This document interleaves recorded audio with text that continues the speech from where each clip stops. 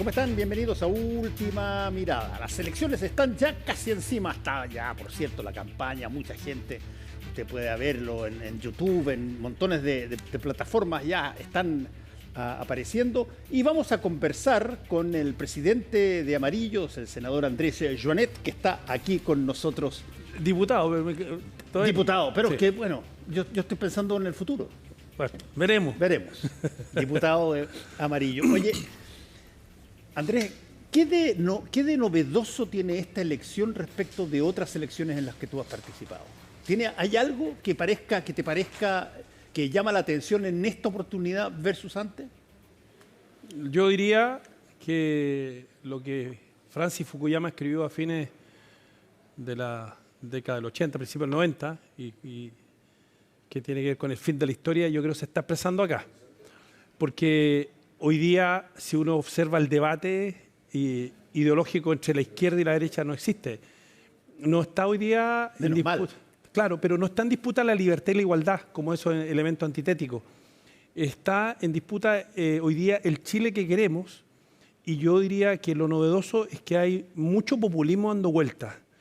Y que lamentablemente, por lo que se observa a partir de las encuestas, la gente se sigue dejando seducir por estos fuegos artificiales, que son lo que dura un fuego artificial, fundamentalmente porque hay mucha desafección a la política, a la clase política, a la élite política, a todo lo que huela a política, y por tanto todo elemento disruptivo causa y provoca tensión. La disputa hoy día, o la discusión, tiene que ver con el Estado, el tipo de Estado que queremos. Antiguamente uno aspiraba a un Estado mucho más benefactor, otro un Estado más liberal, pero hoy día ese Estado no tiene capacidad de responder a una cuestión fundamental, que es por lo que se crea el Estado, ¿no? El tema de la seguridad personal. Hoy el crimen organizado en el mundo maneja más o menos el 15% del Producto Interno Bruto mundial. O sea, el crimen organizado hoy día maneja miles y miles de millones de dólares, y parte desde la persona que vende en la calle ilegal, digamos, en la acera, hasta el cibercrimen. Ya el cibercrimen superó al narcotráfico, al narco.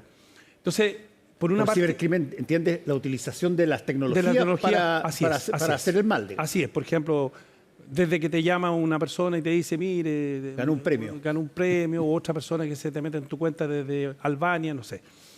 Entonces, eso por una parte. Lo otro es que la crisis migratoria es una cuestión que nosotros veíamos hace 10, 15 años muy lejos, y la veíamos en Europa, etcétera, y hoy día se instaló en el mundo. La crisis migratoria es una cuestión universal.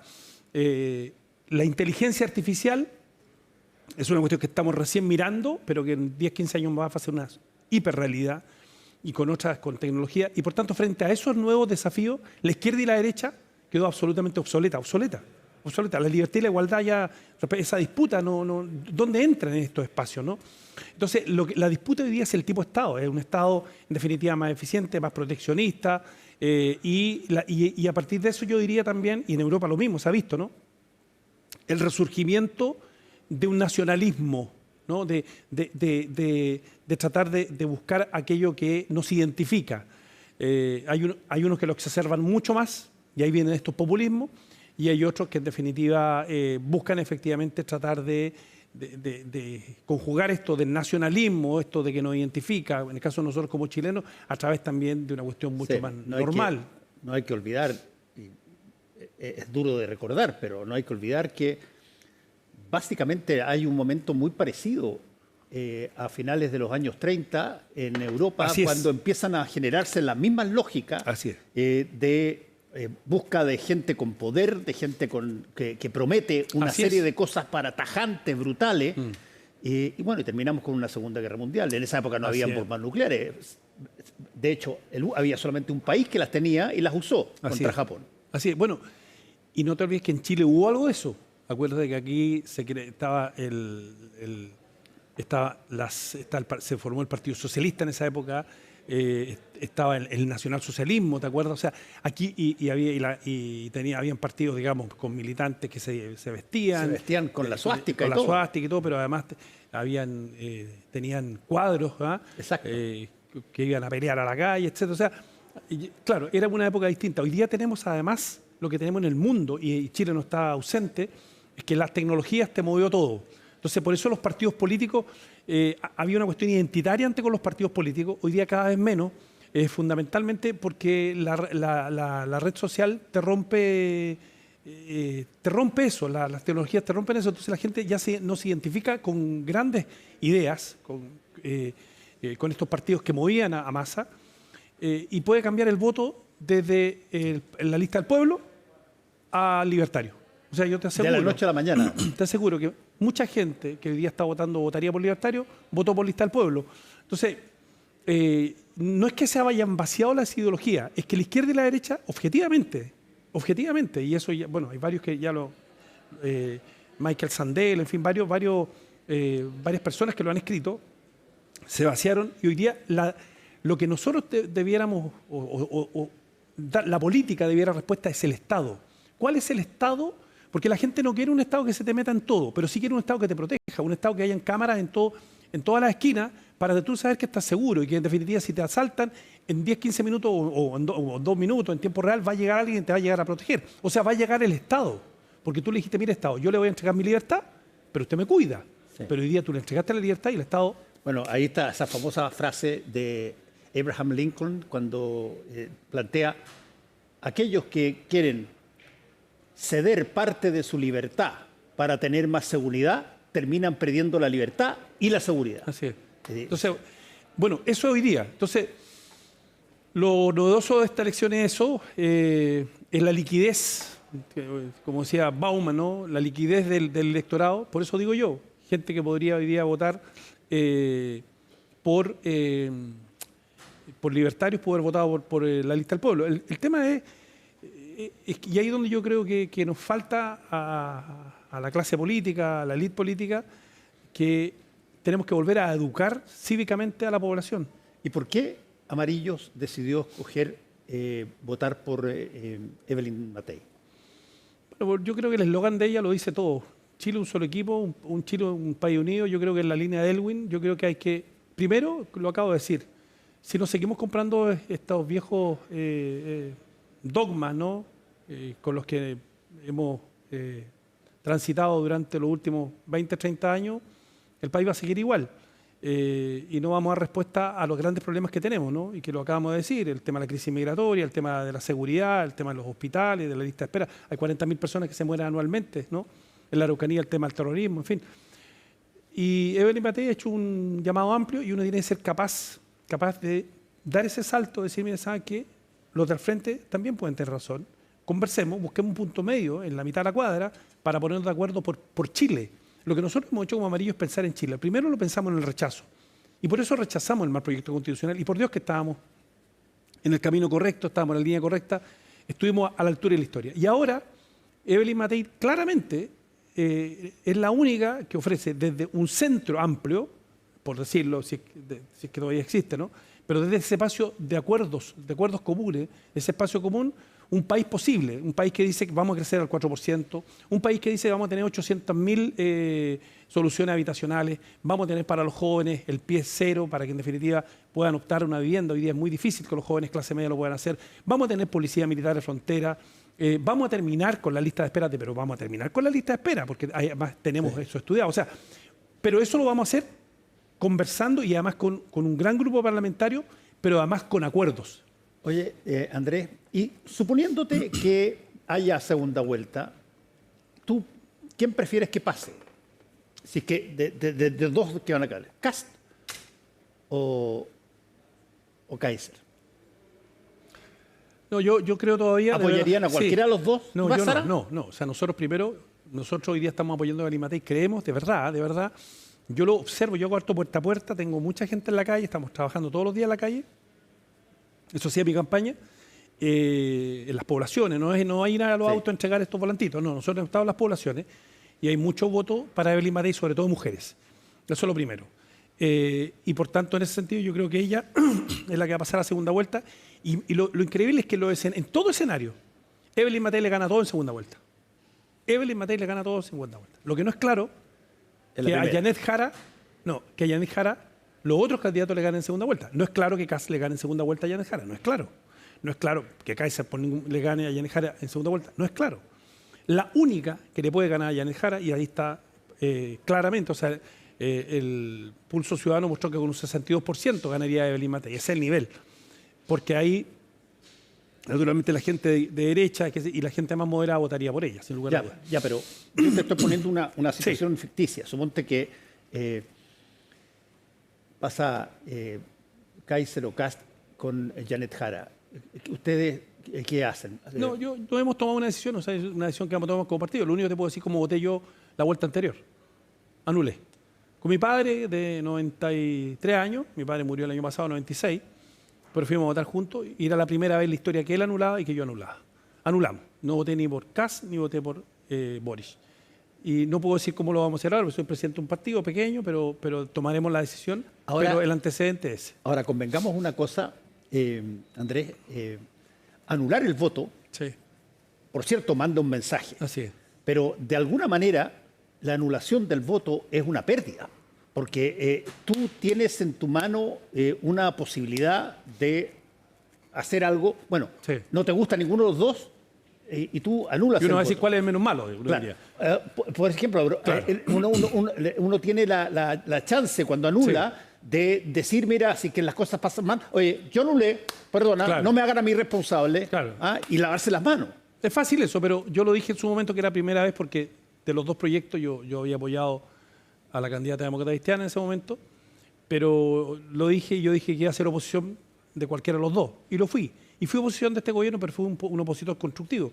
He aprobado todas las leyes de seguridad, he aprobado, ahí está la estadística, más proyectos de ley al gobierno que sus propios parlamentarios. Ningún parlamentario del Partido Comunista ni del Frente Amplio me supera a mí respecto a la aprobación de proyectos de ley del propio gobierno. O sea, fui oposición desde el punto de vista político, desde el punto de vista del debate político, desde el punto de vista de la idea, pero he propuesto, por ejemplo, le propusimos la Policía Militar de Frontera, le hemos propuesto, por ejemplo, el proyecto de ley de ampliar las plazas de carabineros. O sea, hemos siempre trabajado con el gobierno. En materia de seguridad he trabajado con todos los ministros y, por tanto, cuando uno es opositor así, uno dice, mire, yo no voy a entrar al gobierno, no tengo cargo en el gobierno, pero voy a colaborar con el gobierno.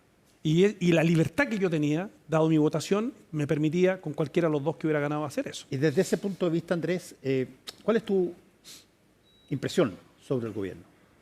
No, yo creo que es un mal gobierno. Este ha sido el peor gobierno de los últimos 30 años con un presidente, con un mal presidente. Este es un presidente que no ha guardado la dignidad al cargo. Este es un presidente que de forma irresponsable nos ha tensionado internacionalmente con muchos países, donde nosotros necesitamos, más allá de nuestra posición ideológica respecto a algunos temas, nosotros necesitamos mantener relaciones. Este es un presidente que no ha tenido liderazgo en América Latina. Este es un presidente que en el fondo no ha avanzado en los acuerdos comerciales. Y en materia interna, 40.000 personas se nos mueren al año en lista de espera. No resolvió el problema de la lista de espera. En materia de educación estamos más mal que hace 4 años atrás. En materia de crecimiento no hemos crecido. O sea, el país está más pobre y con un presidente que es más de lo simbólico, yo diría frívolo, que hoy día, de verdad, perdona, que hoy día está preocupado cómo hacer su casa en San Miguel y preocupado de viajar, tratando de dejar alguna impronta fuera del país, pero en un presidente que, aunque hubiera sido joven, que uno ha visto con ímpetu, mira, vamos a ir a la Araucanía y vamos a resolver el terrorismo en la Araucanía y no voy a salir de la región de la Araucanía hasta que no terminen los 11 grupos. Eran 10 hasta la semana pasada, ahora son 11 grupos terroristas. Se sumó la UAR, que quemó unos neumáticos fuera del aeropuerto de Temuco y amenazó de poner una bomba en el aeropuerto de Temuco. Vamos a hacer explotar el aeropuerto. La UAR, el nuevo grupo terrorista de la Araucanía. Bueno, cuando eso ocurre y el presidente ni siquiera se pronuncia, tú dices, no tenemos un buen presidente. Ahora, Andrés, hay históricamente una serie de consideraciones para evaluar personas en cargos públicos que tienen que ver con diferentes, digamos así, categorías. Sí. Qué sé yo, la categoría hombre-mujer fue durante mucho tiempo un hito en Chile hasta que una mujer ganó 2 veces la presidencia. Así es. Y por lo tanto eso pasó. Y hoy día probablemente va a ser secretaria general de las Naciones Unidas en una de esas. Claro. Hay otra variable que es tremendamente potente, que es la variable etaria, que no se había tomado en cuenta porque básicamente competían personas más o menos del mismo tipo o categoría de edad. Aquí cambió la cosa. ¿Eso, a tu juicio, genera alguna enseñanza o ¿Crees tú que una persona de 36 años está capacitada para ser presidente de la República? Bueno, es una definición electoral y la definen las personas. Yo creo que una persona está capacitada. Hemos tenido buenos presidentes en el mundo, jóvenes, ¿no? El presidente, o el ex primer ministro de Canadá, por ejemplo, asume también con menos de 30. Hay varios mandatarios. Si acá lo que pasa es que el gobierno en su conjunto tuvo un problema. El diseño original...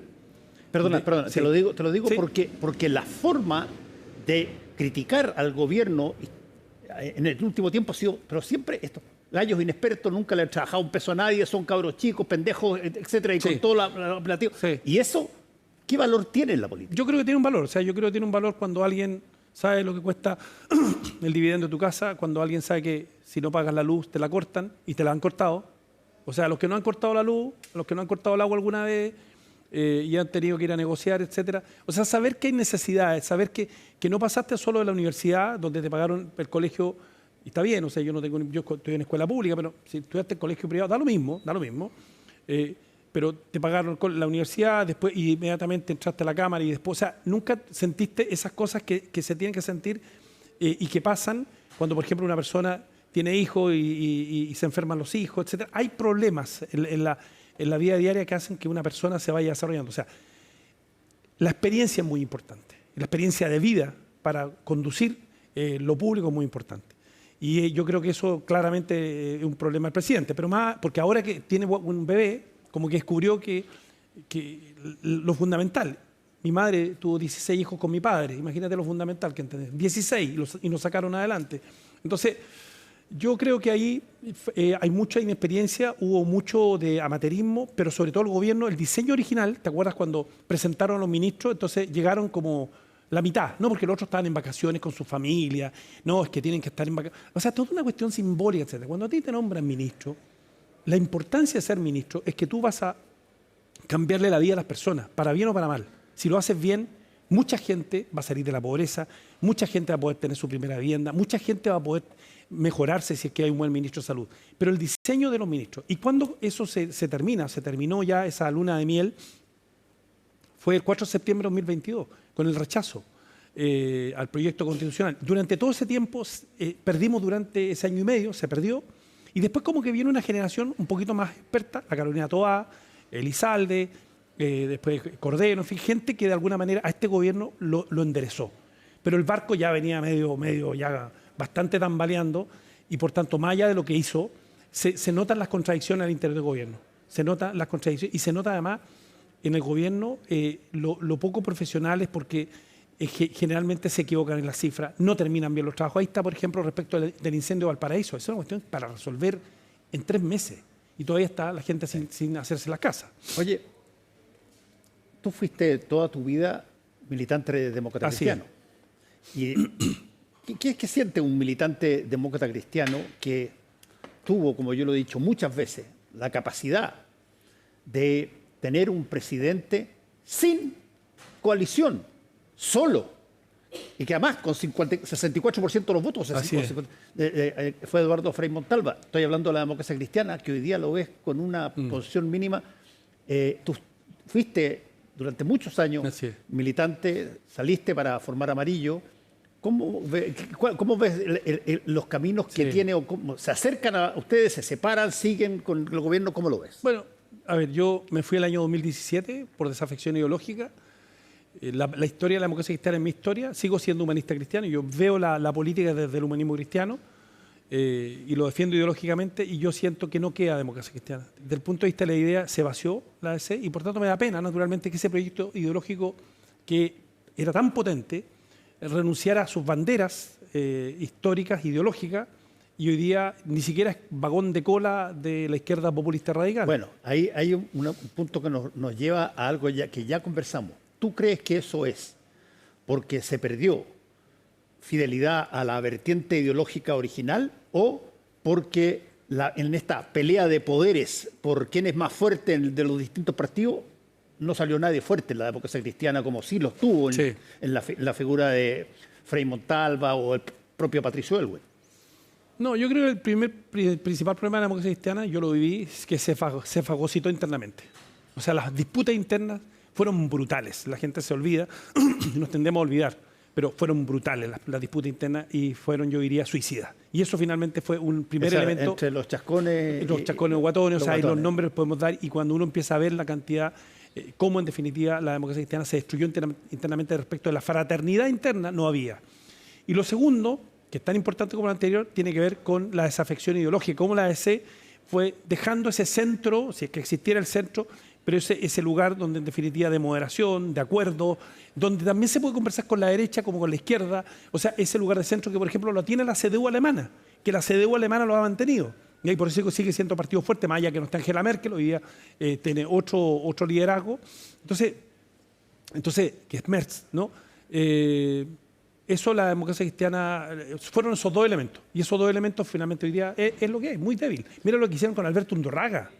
Mira lo que hicieron con Alberto. Alberto era candidato presidencial. Lo entregaron en la primera vuelta. Ni siquiera hubo una primaria con la Carolina Toá. Podría haber habido una primaria. Lo entregaron al tiro y se lo entregaron a la Carolina Toá y tuvo que ir a darle el apoyo a la Carolina Toá y la Carolina Toá perdió. Y después inmediatamente se fueron a poner a la foto con Janet Jara. Entonces, no queda nada. Y tu comentario sobre, no la asociación o el apoyo que le dio la democracia cristiana a Janet Jara, me quedó claro. No, sobre Janet Jara como candidata presidencial. Bueno, yo creo que Janet Jara no fue una buena ministra del Trabajo, digamos las cosas como son. Quien sacó la reforma de las 40 horas y la reforma previsional fue el ministro de Hacienda. O sea, con ella conmigo no conversó ni una vez, ninguna. Quien conversó conmigo fue el subsecretario del Trabajo, alguna vez por el tema de las 40 horas. Quien conversó conmigo fue el ministro de Hacienda, Marcel. Digamos las cosas como son. Vestirse con ropaje ajeno, ojo. Y segundo, se equivoca demasiado. Se equivoca demasiado. Primero, nunca leyó su programa de primera vuelta. Eso ya te demuestra. O sea, uno cuando es candidato presidencial, a lo menos léete las 10 páginas que tienes ahí en el CERVEL. Y después se demoraron cuánto tiempo en sacar un nuevo programa. Y eso es falta de liderazgo. Y por otra parte, ideas importantes para transformar a Chile, para que Chile vuelva a tener un buen Estado que proteja a las personas en todo sentido, no hay. Yo creo que ella tiene ciertas características carismáticas, que las maneja bien y creo que muy bien, ideas son muy buenas, pero no creo que tenga un gran liderazgo y no creo que para conducir un país como Chile que tiene que salir de este hoyo. Y por eso yo creo que Evelyn Matei. Evelyn Matei tiene una experiencia como nadie. O sea, de haber sido ministra, de haber sido diputada, senadora, alcaldesa, y además tiene un equipo que no tiene nadie. Si, la verdad, eso lo digo a la gente, más allá de mi postura, si en definitiva quiere que los próximos 4 años Chile siga cayendo abajo en la rodada, ¿no?, como dice el tango, o en definitiva nos paramos, enderezamos y empezamos a tener un país en serio, como lo tuvimos con la concertación. Y nosotros ponemos la experiencia de la gente de la concertación, de los mejores gobiernos de Chile, lo ponemos a este servicio. André, inevitablemente, porque ya salió el tema, inevitablemente desde que volvió la democracia a Chile, cada elección peleada salta el tema de la postura frente a la dictadura. Se lo preguntaron a Evelyn Matei. Sí. Por cierto, Kaiser y Kast también han planteado sus posiciones. ¿Cómo ves tú en tu partido? ¿Cómo ve aquello y cómo lo ve comparado con quizás las personas que van a tener que apoyar? A ver, dictadura es dictadura, en Chile hubo dictadura, en Chile hubo violación de los derechos humanos, en Chile además todo lo que se habla del desarrollo económico de ese gobierno no fue tal. En los últimos años efectivamente se creció, pero el promedio de crecimiento en total fue un 2,3%, la cesantía PENIPOC, todos sabemos lo terrible y lo dramático y cómo el Chile retrocedió. O sea, tuvimos una dictadura, Pinochet fue un dictador y Pinochet hoy día está caracterizado como uno de los dictadores más sanguinarios en el mundo. Eso es así. A algunos no les gustará, todavía ponen a Pinochet como que fuera un santo, no. Pinochet fue un dictador y en eso no hay discusión. Yo creo que lo que tenemos que nosotros tratar de ponernos de acuerdo es cuál es la historia que finalmente, en el espacio histórico que nos vamos a mover. Entonces yo lo que sí puedo, después de 50 años del golpe de Estado, después de más de 50 años después del golpe de Estado, nosotros no podemos seguir mirando con un espejo retrovisor. Mi padre siempre hablaba de que cuando era más joven le hablaban de la revolución de Balmaceda, de lo que ocurrió. Entonces me decía también lo mismo, me lo dijo alguna vez. no puede seguir mirando. Mi padre fue preso político, lo torturaron, etcétera, pero él con un tremendo corazón perdonó y se olvidó. Y siempre me decía eso, que en el fondo lo que uno no puede seguir siempre mirando con espejo retrovisor, es una cosa. Y lo que Elwin llamaba el encuentro de los contrarios tiene que producirse. El encuentro de los contrarios para que volvamos a salir adelante. Somos 20 millones de habitantes. Nuestro país cabe en en un Tokio. 2 Chiles caben en un Tokio. Chile es pequeño. Si nos pusiéramos de acuerdo con toda la riqueza que tiene este país y lo hiciéramos medianamente bien, Chile volvería a crecer y volveríamos a tener pleno empleo. ¿Para qué te digo la Araucanía? Mi región que sufre plenamente. Si no tuviéramos terrorismo, esa región con el cambio climático sería una de las regiones más ricas de Chile. Pero hoy día tenemos 37% en la región de la Araucanía de informalidad. En Chile es 26 y la Araucanía es 37. Entonces, por eso estamos nosotros ahí. Y más allá de nuestra visión de la historia, nosotros tenemos una visión de la historia distinta con algunos con los que hoy día estamos llevando adelante la candidatura de Evelyn Matei. Pero quiero decir una cosa. Cuando yo fui a apoyar a Evelyn Matei, ella se acercó a mí, me tomó el brazo y me pidió perdón. Emocionada me pidió perdón. Y yo le dije, no te tengo nada que perdonar, porque no... ¿Tú entendiste que era perdón? Yo quiero un perdón por un perdón, me emociono incluso porque fue un perdón de adentro. Y lo que no podemos andar es la chiquitita, y aquí siendo las personas como que pueden dar siempre lecciones de moral. Yo estoy aburrido de las lecciones de moral. Aquí uno vino a dar lecciones de moral y mira el gobierno que están entregando. Los que iban a dar lecciones de moral terminaron como los más corruptos, gobernando pésimo. No hay más lecciones de moral. La dictadura fue brutal, pero ya fue. No podemos seguir mirando para atrás. Yo estudié en Alemania. Yo hice mi doctorado en filosofía política. Y los alemanes aprendieron eso. Y mira cómo está Alemania hoy día. Y Alemania pasa de un lado para otro. Y hoy día, ¿quién hace coalición? Los socialistas y los demócratas cristianos. Y Merz es del ala más de derecha de la democracia cristiana y hace coalición con los socialistas. Y es un país rico, es el motor de Europa y lo sigue siendo, porque entendieron que tenían que en algún minuto decir, basta, ahí está la historia, y mira lo que ocurrió en Alemania. Entonces yo creo que nosotros tenemos que decir, basta, y aquí hacer lo que Elwin llamaba el encuentro de los contrarios. Eso es. Andrés Jonet, muchas gracias por haber estado con nosotros una vez más aquí en Última Mirada. Gracias, Fernando. Gracias. Y gracias a todos ustedes por su sintonía. Nos encontramos de nuevo mañana.